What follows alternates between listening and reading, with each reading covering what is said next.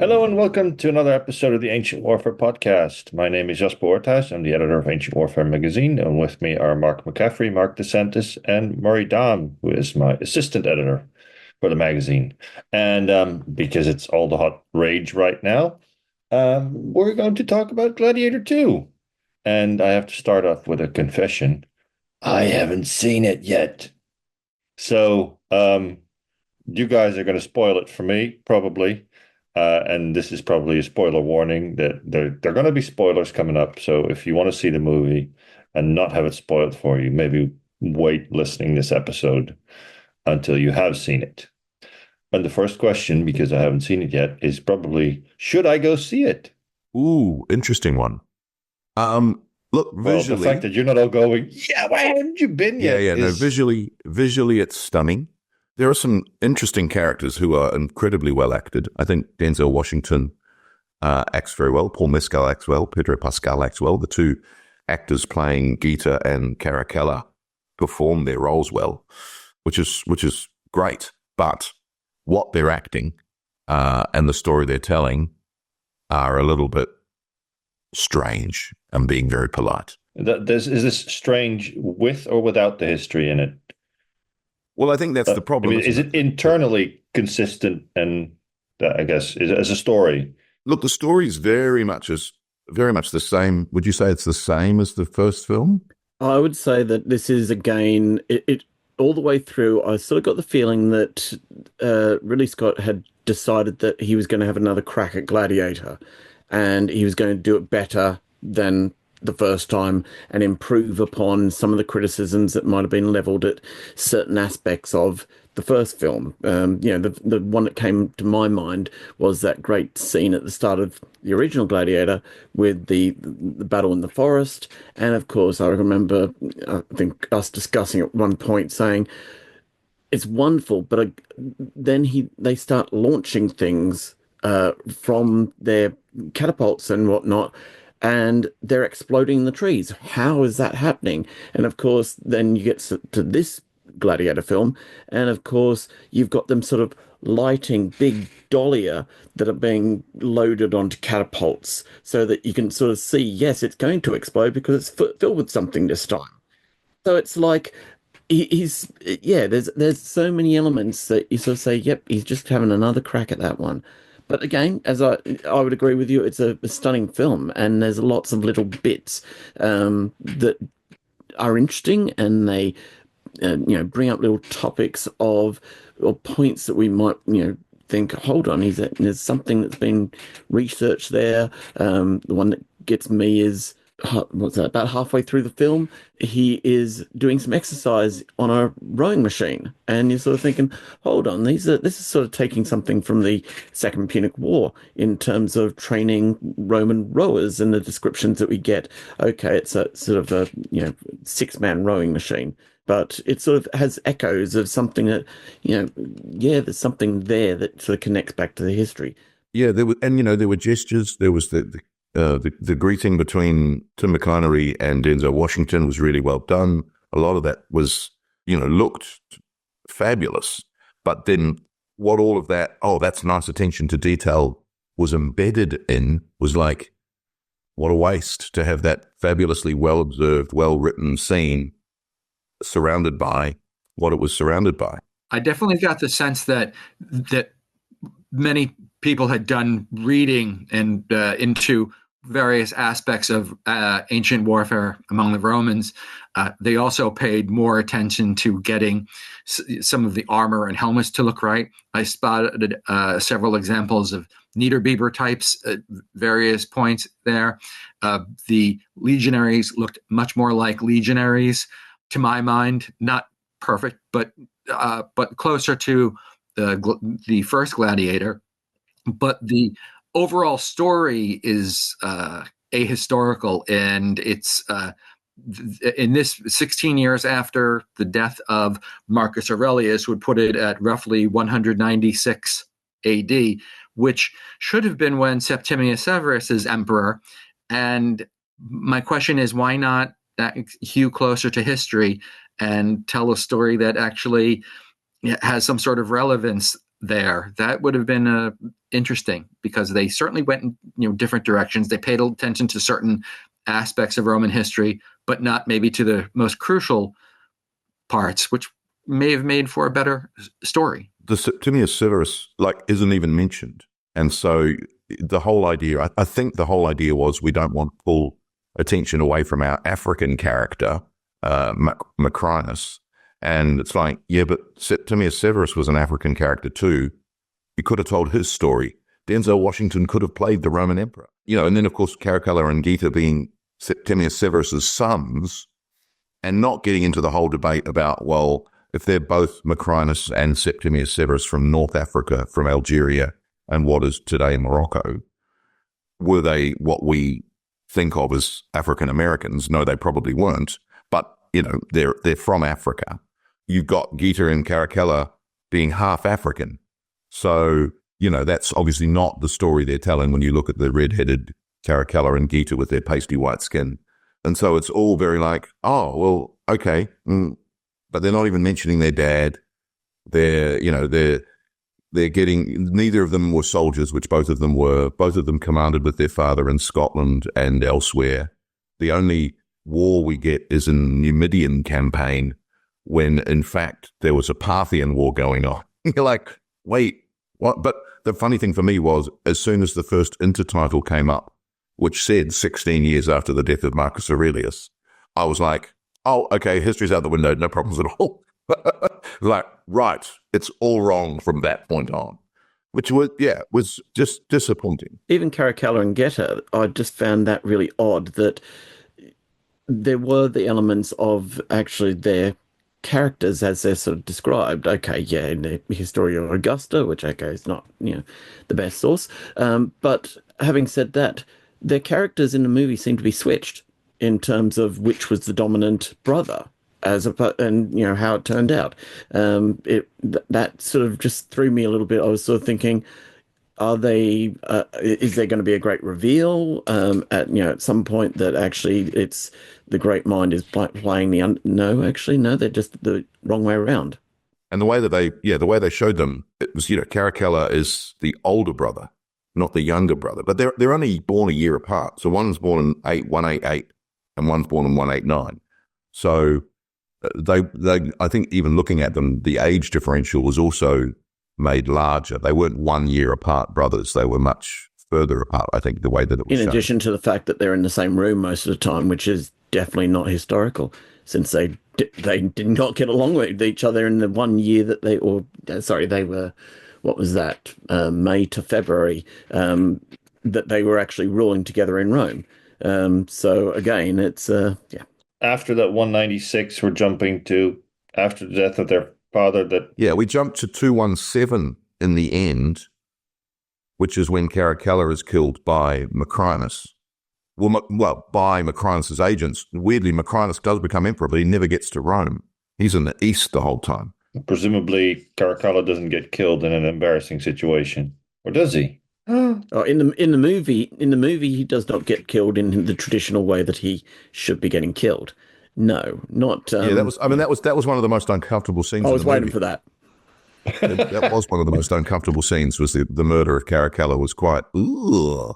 Yeah. So it ranges between 196 and 217, but the events of 211 to 217 are done in about a minute. All right. Is there any connection to the, I mean, apart from apparently the plot being very similar, is there any connection made to the first Gladiator movie? There's a connection. I mean, this is a big spoiler, but if you've listened this far, I think spoiler coming. Alert. Whamp, whamp, yeah. Right.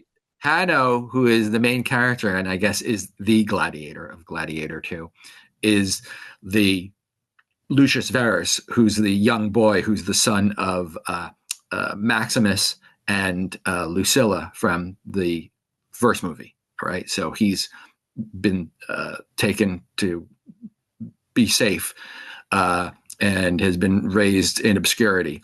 But they are still looking for him. They don't find him. But then he's captured when his city falls to the Romans, and he ends up being a gladiator. So that's a big plot point and actually matters. His identity and. I mean, and they refer back to the first film multiple times. Like the opening credit sequence is all an artistic rendering of the first film's climactic moments. The soundtrack is just replaying the first film's soundtrack. So there's from a cultural importance perspective, it's really interesting because you've got the sound of the dialogue from the first film, the sound of the soundtrack from the first film, which we all know whether we realize it or not.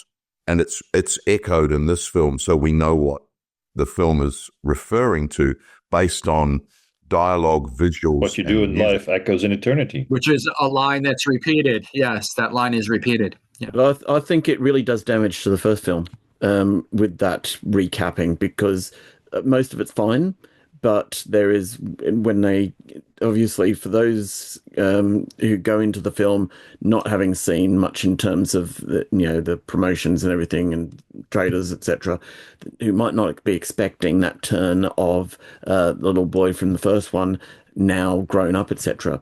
Halfway through, they do a cut to the final shot, recreating the final shot of the first Gladiator film, which I always thought was a wonderful scene, where they carry off the body and from the arena, and the boy Varus, Lucius Varus, and his mother are following the body out. Now they've rebooted this scene so that as he starts to walk after the body, his mother grabs him and runs out by a side door from the Colosseum, puts him on a horse and says, "Your life is in danger. You must escape."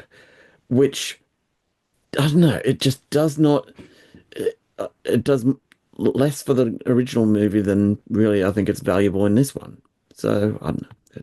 That's my feeling. An alternative I was thinking is, what if they had decided to come up with like a different setting, but one that was closer to history? Wasn't this around the era where after Commodus dies? Now, admittedly, this is not perfectly historical, okay? But after Commodus is killed in the first movie, wasn't the Roman Empire, the imperial throne, auctioned off by the Praetorian Guard? And couldn't you have had something like that? Now, I'm not saying that you would have had Lucius Verus, the young boy, grown up now dealing with that, but maybe they could have stuck closer to history where it would have been maybe more interesting. That was the ending of Fall of the Roman Empire in the 60s, which was a lot of the storylines modeled on in the first Gladiator film. The winter campaigns with Marcus Aurelius are very similar in that sense. Look, I think the why didn't you is almost endless in terms of the history, because the questions of why is that character there, where's this character? But obviously, again, most people coming to it, like the first film, didn't know Roman history, and they're going to get their Roman history from the film. And in terms of cultural impact, again, when Gladiator came out in 2000, I was lecturing Roman history. We had hundreds of students enroll because of the film, and then we lost most of them when they learned that that's not what happened. But we retained more than we ever would have gained through any other means. And I don't think this film is going to lead to a flood of enrollments in Roman history. So I almost think that people are not going to get their Roman history from this film in the way that people did get their Roman history from Gladiator 1. Seems weird to call it Gladiator 1, Gladiator and Gladiator 2, or Gladiator as the credits call it. I mean, and the other thing is, if you want a movie to tell you about gladiators, all gladiator films lose the opportunity or miss the opportunity to actually tell you about the pairings, the fairness, not everybody dies every time.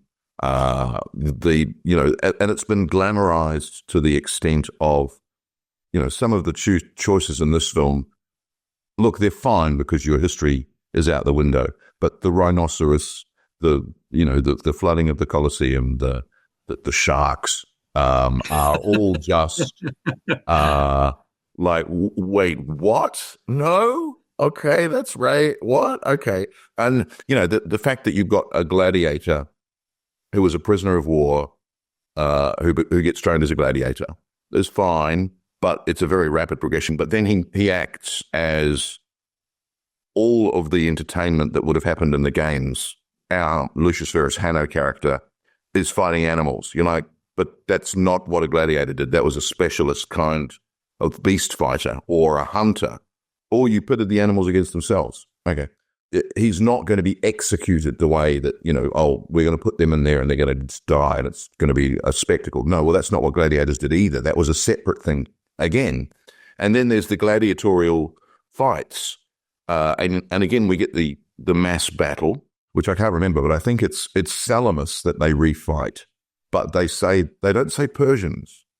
They say it's the Athenians versus the Trojans, I think, in the film, which is like, why are we avoiding saying Persian because it's too close to, Iran today? We're not sure, but a very peculiar choice.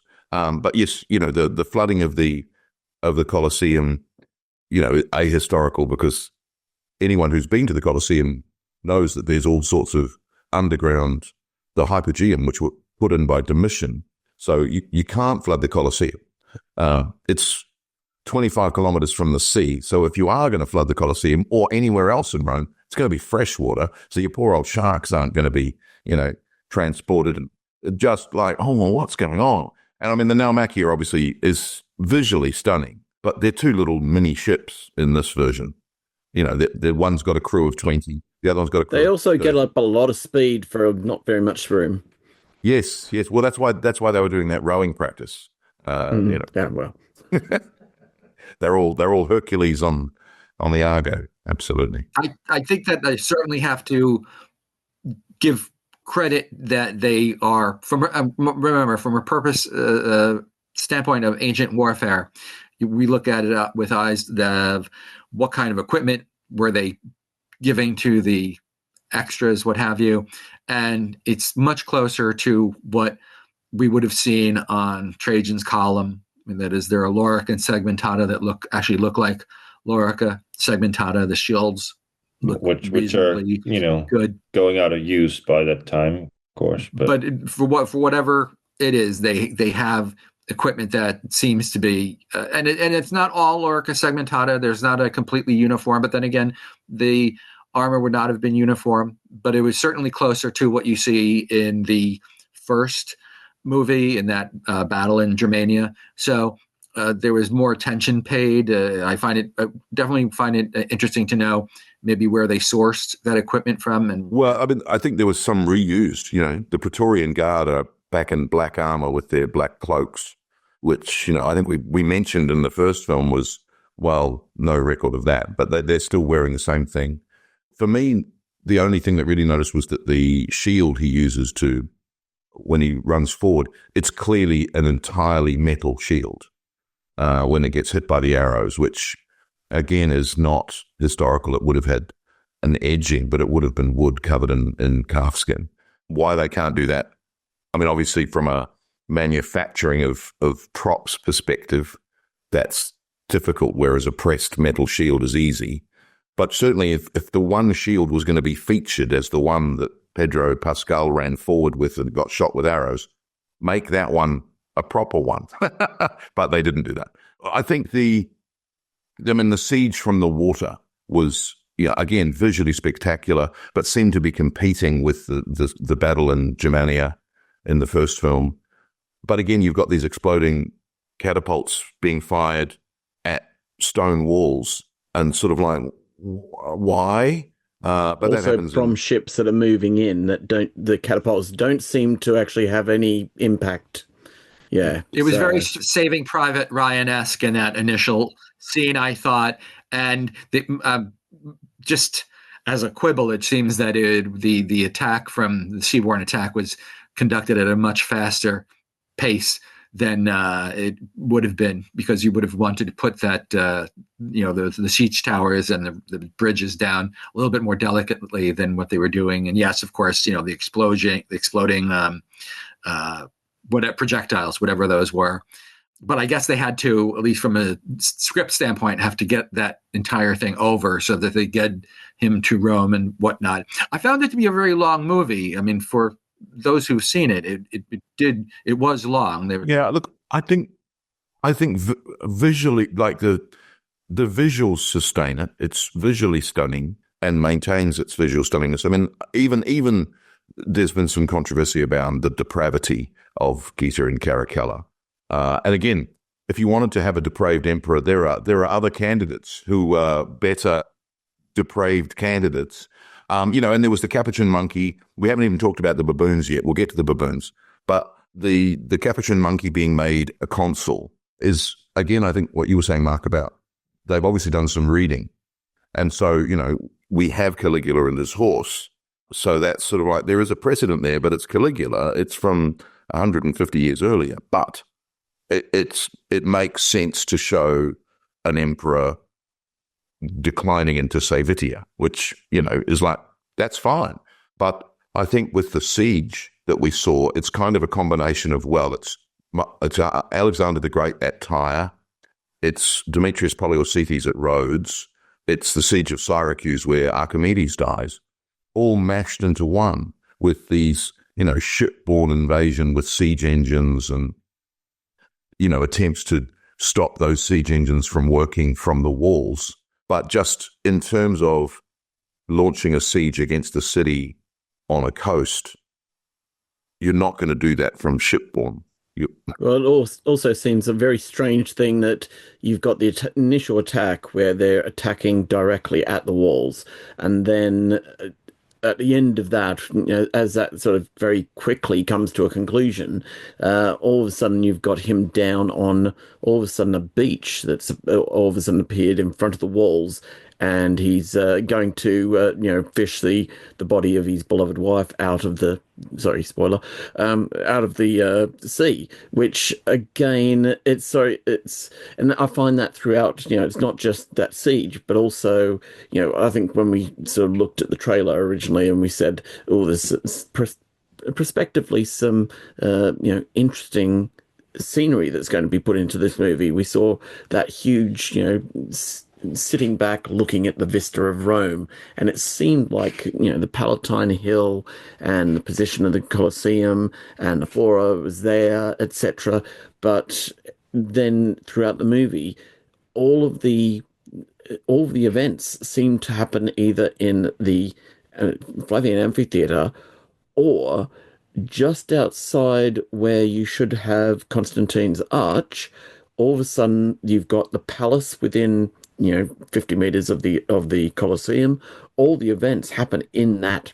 All of a sudden, there's a square there, and where the Metazoodons it was, but isn't in the film.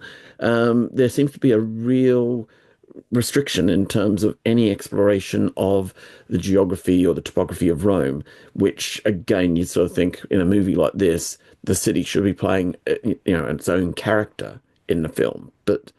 Especially when you've got models that show you where everything was, which they use to then ignore them. It makes you always wonder if they go this kind of movie, like, why not just put it in a true fantasy setting and be done with this whining from historians? I think from a film perspective, and obviously Napoleon last year has informed the were you there? Like, no, we're not, but we know this didn't happen. But that's in the commentaries on the first Gladiator II, actually. Almost from a filmmaking perspective, that doesn't matter. This matters. And I think most of us who don't live on the Mediterranean don't know that it's not, it's almost a tideless sea. The shift in low tide and high tide in the Mediterranean is minuscule. But for the rest of us who live with tides, sorry to anyone who's landlocked, the fact is that that's what you expect. The tide will go out where the water was lapping against the walls of this Numidian city. It won't be at low tide. And so that idea of, no, there's no tide is something you wait, what?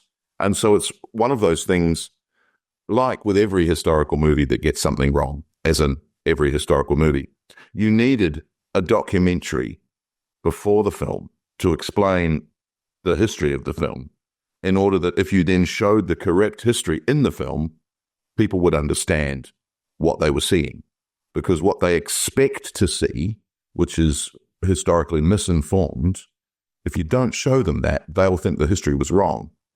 Whereas if you show them the correct history and they're still making these kinds of complaints, you have the industry of explaining that the history was in fact right, which I don't think has happened particularly often. But even in terms of, like, you're talking about the Numidian scenes, but then you'd sort of think that, your audience, be they, educated in classics and, or, the ins and outs of this period or not, they're going to know what Italy looks like, surely. And there's that interesting scene where he goes out of the city to an amphitheater, which is, I can't remember what they do put up a title saying something about out in the foothills of Italy somewhere. I can't think. Do they say Preneste or something? Can't think. But literally, it's like they've gone back to that scene that is set in Africa in the first film, and it's all very harsh landscape.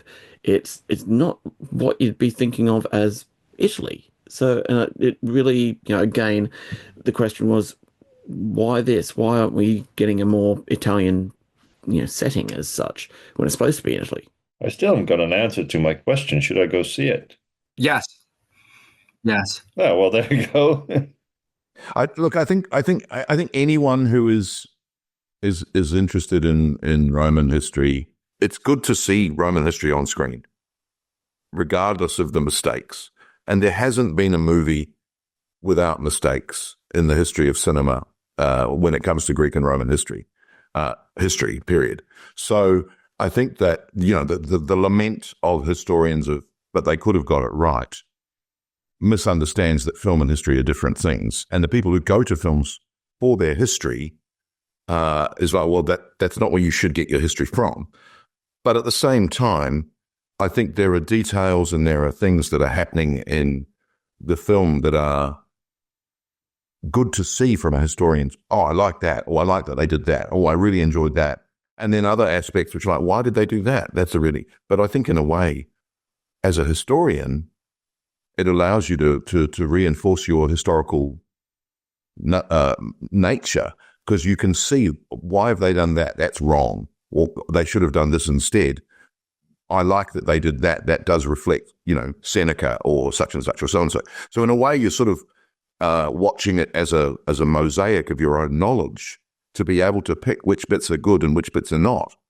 Which having said that, as soon as that first intertitle came up to say, oh, right, it's wrong, you can still inform your opinion based on what you know of history. And it does do what the first film did. Go away and go, hang on, who was there a Macrinus? There was a Macrinus. Oh, interesting. Who was Macrinus? So I think that also is a really useful, a way of looking at movies, going, oh, that's an interesting take. I wonder where that came from. Correct me if I'm wrong, but Macrinus has never appeared like the character in any film, or TV. Nobody's ever gone there, and okay, they haven't done it, right as such in terms of exactly who he was, but it's broaching a subject that typically, in terms of the Roman world, is not your typical time frame that others have sort of stuck to in terms of, traditionally 1st century BC, 1st century AD, etc. This is not a Julio-Claudian period piece, right? Yeah, sure. Certainly I'd find it fascinating if they did anything in the 2nd century, Trajan until Marcus Aurelius, just see what maybe that was like. But there's so much drama that you could have dealt with in the period after Commodus's death. That is the various emperors the 5 emperors, how Septimius Severus took power, what happened. Yeah, you've got 193. You've got the year of the 5 emperors. Why didn't we see that? It's peculiar that he filmed some of it in England and Scotland, because he ignores the Scottish campaign. I imagine it would have been too similar to the Germanic battle from the first film, the Caledonian, so he avoids that. But, there's other aspects of history which, okay, they might not be filmically exciting. The enfranchisement of the entire empire, the Constitutio Antonianata, the making all freeborn men within the Roman Empire as citizens, that's an interesting thing, and it's still controversial. That some people still do not want to credit Caracalla with that because he's this emperor who's depraved and therefore can't be responsible for anything positive. He's the one who splits Britain into two provinces, we think. It's either him or his father after the revolt of Clodius Albinus, which again doesn't get a mention. That kind of management of the provinces is fascinating historically and wouldn't have taken, you don't need to go into a debate about it. You could mention it. And even just a one sentence mentioning of the two Britannias is such a nuanced, historically accurate comment that it would be lovely to hear and see. Oh, nice. Oh, I like that they picked that one up. Oh, nice. But nothing. So, there's some frustrations going on. Making a couple of Easter eggs just scattered here and there throughout the movie. I assume that Heliogabalus has been made into a film. Some kind of film, probably.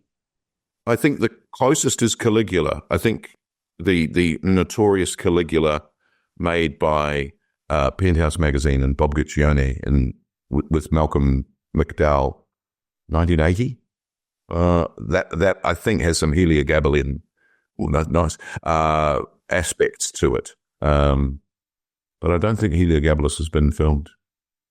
We've got a comment from YouTube Live. Hi, Carlos. What part of the film would you say is the most accurate one? That's a difficult question. I've been thinking about that, and I don't have a lot to nominate. I was going to say if there's accurate aspect, not part, but aspect, I'd probably say. Well, maybe we can give a timestamp. 1 hour, 43 minutes, and 17 seconds still. I think they clearly someone paid more attention to getting more accurate equipment onto. But this is interesting because I listened to a lot of the commentary on the Napoleon movie from last year, and historians who discussed that movie said similar things. They said it looked really good, and here and there were interesting sort of things where you go, somebody looked at a source here, and then some of the other things, the narrative and the overall story were way off. Yeah. Well, I think I'll defer to Mark McCaffrey, but I think unlike the first film where the only time they used Latin, it was wrong. I think in this film, the only time they use Latin, it's right. I think they mentioned Victrix at one point. Yes, does that ring a bell? But there's something that they used when they put up the translation for Strength and Honor. They used what was it? They used something weird. I'm sort of thinking, if you want Strength and Honor, Fortis is going to be your strength, but I can't think of what they use now. That just sort of again, it was like yes, that is the right idea, but vocabulary, I think somebody's picked up a dictionary and just had a rumble through and sort of thought, oh, that'll do, sort of thing. I think the costuming, especially civilian costuming, looked great. Especially Denzel Washington's Macrinus character, the flowing robes were really, the cumbersome nature of the toga, I don't think is something that we explore. It's a huge garment that is very difficult to wear, and makes you walk elegantly because otherwise it's going to fall off and you'll end up naked in the forum. I was just reading about the Gabinian cincture in one of the sources, which is a way of tying the toga so that both arms are free. Interesting. And I think that's one part of it. I really like when there's the gambling between Tim McInerney's character and Macrinus's character. I really like that. The ambition is really nice, I think. The Machiavellian behind the scenes plotting to come to power. When that person comes to power, the obsequious and sycophantic, yay, yes, of course, it's the best decision. That's all very Roman. I've really enjoyed that aspect of it. And it's obviously they're unwilling, but they've been forced into a corner. And so you're sort of like, oh, yes, that's the best decision, which is, that's still with us, that kind of politics. But I really enjoyed that aspect of it. Mark, what are the marks? You have a favorite section would seem to me most accurate? I struggle because I'm sort of I keep coming back to the landscape, and it's certain elements like that. That's the final scene that in terms of the battle that never happens at the end outside the gates of Rome, which you'd sort of assume that we're talking about the Appian Way going south from Rome, and the landscape there looks, it's a decent idea that yes, you go south out of the gate along the Appian Way that way, and the landscape does drop down away from the later walls, and that all runs true.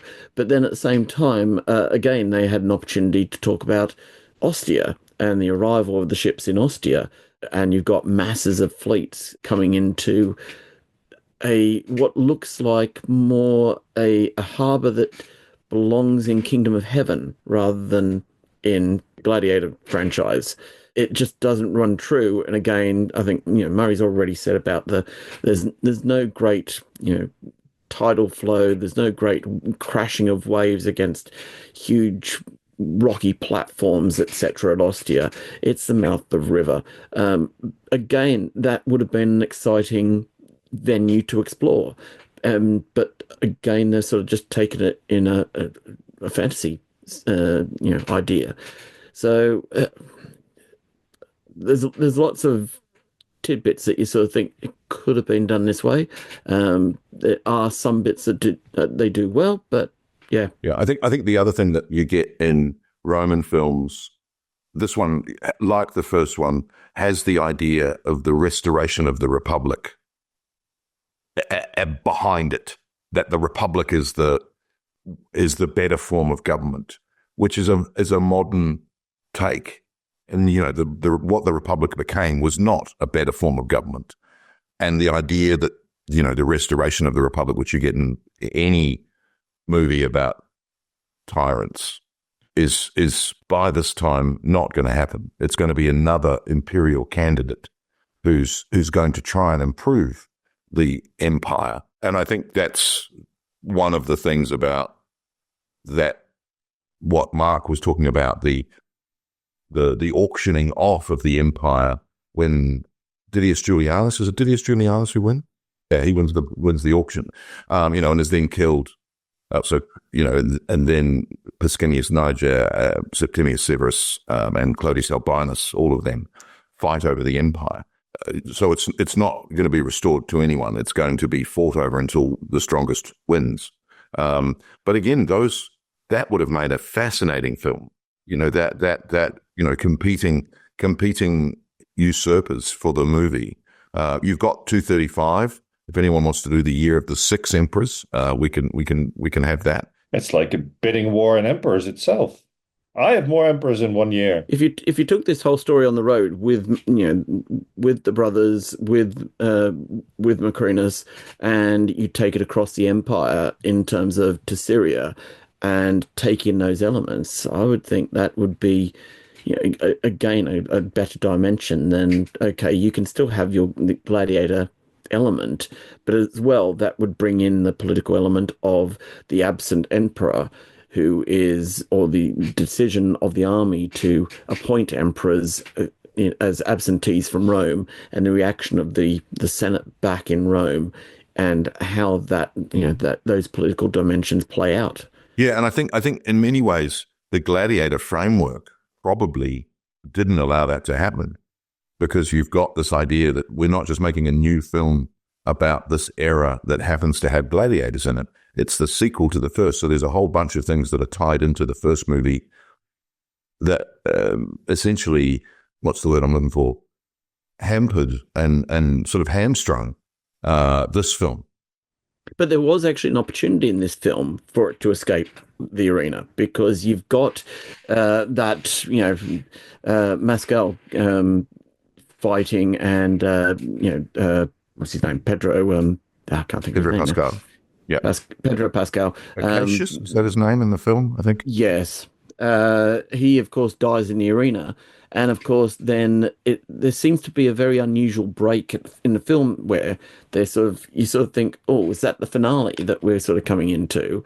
And it leaves the arena. You've got a bit more, and then it sort of comes back for a secondary finale as such. And you sort of think, well, at this point, should the action not have moved away somehow? Yeah, I thought his death was very much trying to compete with Boromir's, and I did wonder, because there's two of them facing one another, and there are archers on the walls of the Colosseum, and I'm like, are they that accurate? Because I really wouldn't want to be that close for archers firing that far away. But yeah, I'm got to say, in most films, archers hold the tension in their bowstrings for a very long time, which is not how it's done. Yeah, it does not happen like that. It seemed like they didn't do that. That the pulling and releasing was a much faster process. But Macrinus is a wonderful shot. Come on, from the box. Yes. Having never seen this all his life, suddenly he's a fabulous fighter. So yes, always happens with the big dad. So the crucial question, I mean, when I first saw Gladiator, I saw it again in the theater and then saw it many, many times on DVD and probably on streaming video too. It's probably in our library. Are you guys going to go back and see it in the theater again, or are you going to wait till it comes out on some streaming service and then watch it again and see if you can pick up more elements? Or, what's that? I remember when I just graduated, I think, when Gladiator came out with my history degree, and all my friends, we all got enthusiastic from seeing the movie and about talking about everything that was wrong with it, but that was still, it got a lot of engagement. Of course, engagement, and now and 25 years ago, almost 25 years ago, is a very different thing, and it plays out in a very different way. But what is it? What kind of sense does it leave you with? I guess is what I'm trying to ask. I have some friends who haven't seen it who want to see it with me to see what my reaction will be. So I might go again to the cinema to see it with them, having seen it, but to basically, indulge my friends who want to see what my face, practice my poker face, basically. But probably on streaming. I'll still buy it on DVD because I'm old fashioned. I'll ride that wave till it's gone. In terms of that cultural engagement, it's not the same as you say. It's here we are sitting around talking about it. I don't think that happens as much as it happened in 2000. And I mean, for me, it was funny because what came out before Gladiator when I was at uni was Stargate. And of course, we all went, the entire ancient history department went to see Stargate. And of course, then when it was time travel and aliens, and that's where Egyptian history and Egyptian language had come from, we all baited the poor old Egyptian historians going, knew it. I knew it was aliens. God, your entire discipline is fake. And then Gladiator came out, so we were like, hooray! And it was funny because we were expecting the same of Troy, we were expecting the same of Alexander the Great, and in a way, both of those films were more disappointing than Gladiator II was. I think because there was so much more pressure on them to deliver the story. And I think with Gladiator 2, there's not really any pressure to deliver the story. It's a revisit of the Gladiator world, which it absolutely is. And so in many ways, I'm sure it'll do well. We might even get a Gladiator 3. So, what happens next kind of thing. Well, then they're finally going to Heliogabalus. That'll be fun. Yeah, the crisis of the 3rd century, absolutely. Whether it's Alexander or Troy, and maybe Gladiator 2, they would all probably be better served if they were released as a limited series on a streaming service. So unfortunately, that means that fewer people would be able to go see it since it wouldn't be released in a. But are you going to watch it again, Mark? But I not in the theater. I'll wait till it comes out on a streaming service. But I think that you would have. See, I think that many of the difficulties that we have with how Gladiator 2 is made was that a lot has to be compressed, even to a long movie. Whereas if you have a 6, 7, 8 episode series, you get to explain things more and maybe show more of the gladiator aspects of Gladiator than the film actually was. It's just logistical issue. So that, I think, whether it's Troy or Alexander, same way. There's just too much to fit into just a single 2.5 hour movie. So we'll see how that goes. I don't know if there are any plans right now to do a Gladiator 3, but I think with everything, story it matters on the how much money it makes. Yeah, Mark. I don't think I'm going to go back and see it in cinemas. I think I'll wait till it comes out and have a look at it again. But I think it does make you appreciate the original that little bit more. Going back So I'll and just watching go that watch again. the original again. Yeah, I'm more. I mean, I think having said that, when the original came out and you sort of saw that and it washed over you, and you sort of, went over in your mind afterwards, how accurate it was, what were the elements that you might pick up. Looking back on it later on, I think, you do pick up on lots of, appreciate those little details that we might have more discussion about at a future date, when you actually go back and have a look at it in your own lounge room. So, I think it's going to be worth going back and revisiting in the future, but not in the cinema. All right. Well, I guess I'll better go and see it at some point. Maybe over the holidays, which are coming up. Wish you all a very Merry Christmas and a Happy New Year. And we'll see you then in 2025. Bye bye.